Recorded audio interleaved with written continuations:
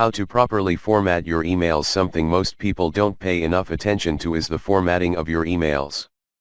This is critical to getting a higher response to your emails.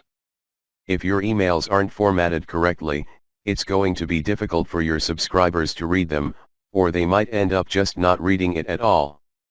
One critical factor to keep in mind with formatting is that most autoresponder service providers will limit each line of your email to 65 characters wide.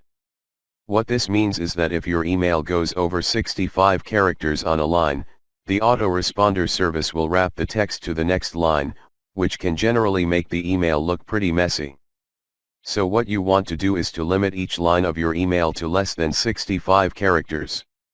Just hit enter before the 65 character limit and keep it consistent throughout the entire email.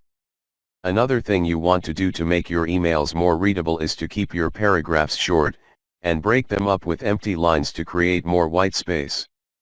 Take a look at these two sample emails. As you can see, the way the first email is formatted would make it extremely difficult and cumbersome to read. You need to format your emails similar to the second sample so it's easy to read and will actually get a decent response. Use a lot of white space in your email to break up the sentences and paragraphs, and don't be afraid to emphasize specific sentences, like a call to action, on a single line by itself.